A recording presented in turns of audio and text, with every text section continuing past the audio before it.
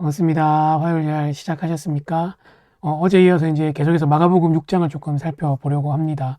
마가복음 6장 14절부터 이제 세례 요한의 죽음에 대한 이야기가 나오거든요.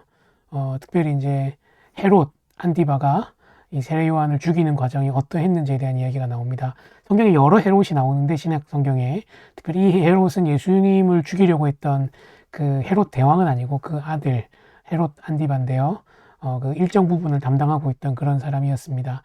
이 사람이 무슨 잘못을 했냐면 자기 동생인 빌립의 아내 헤로디아와 결혼을 합니다. 헤로디아도 이제 이 헤롯 안디바와 결혼하기 위해서 자기 전 남편과 이혼을 하고요.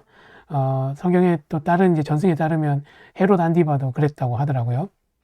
그래서 그 다른 나라에서 이제 데리고 온 왕이랑 정략적으로 왕비랑 결혼을 했는데, 그래서 이제 그 전쟁도 하게 되고 나라에서는 이런 비난에도 직면하게 되는데, 세례 요한이 이것이 죄라는 것들을 지적했던 거죠.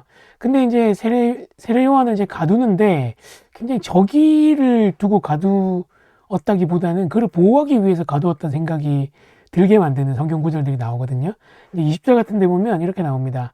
헤롯이 요한을 의롭고 거룩한 사람으로 알고 두려워하여 보호하며 또 그의 말을 들을 때 크게 번민하면서도 달갑게 들음이러라 라고 이야기합니다. 좀 신기하죠. 자기의 죄를 지적하고 이 자기가 너무 사랑한 그 헤로디아는 이 어쨌든 이 세례 요한을 죽이고 싶어서 안달이 나 있는데 헤롯은 그렇게 하지 않는 거죠. 그 사람을 거룩하고 의로운 사람이라고 알고 심지어 두려워하고 보호합니다. 그 말을 또 자기를 지적하는 말을 들을 때 굉장히 번민하면서도 달갑게 듣는 것이죠. 이게 이제 하나님께서 우리 안에 주시는 양심이라는 것, 이것은 신자이든 불신자이든지 모두에게 적용되는 것이라고 할 수 있습니다. 어떤 죄를 짓거나 잘못을 할 때 우리 가운데 그것이 잘못이라고 하는 것들을 알고 있는 것이죠. 또 가르쳐 주지 않아도 그것이 우리 마음 가운데 하나님께 주신 양심으로 인해서 그것들이 이렇게 우리를 자극하는 것입니다. 근데 이제 안타깝게도 헤롯은 이런 마음을 가지고 있었음에도 불구하고 세례 요한을 풀어주지도 못하고 결국은 이 헤로디아가 전략을 꾸며서 그 딸로 하여금 춤을 추게 하고 그 소원을 들어주겠다고 말하는 헤롯 앞에서 세례 요한의 목을 접시에 담아서 달라고 하는 요청을 하게 되죠.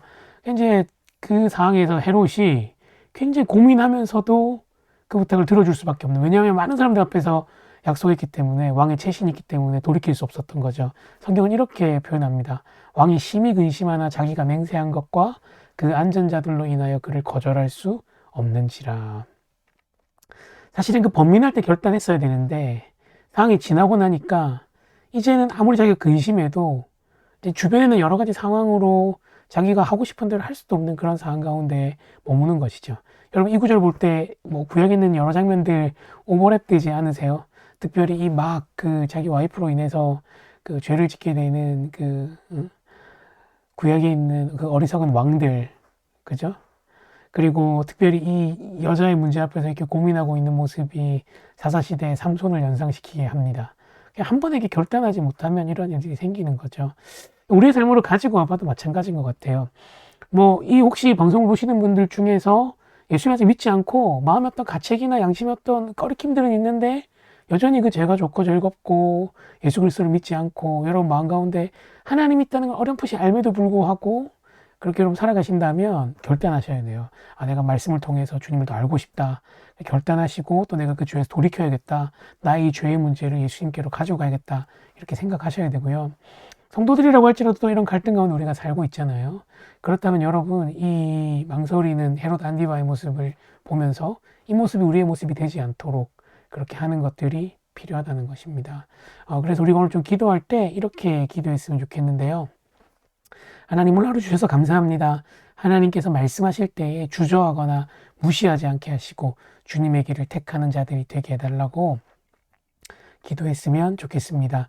우리 이 기도 제목으로 기도할 때 김윤진 강사님이 부른 하나님 아버지의 마음이란 찬양 들으면서 같이 한번 기도했으면 좋겠습니다. 기도하겠습니다.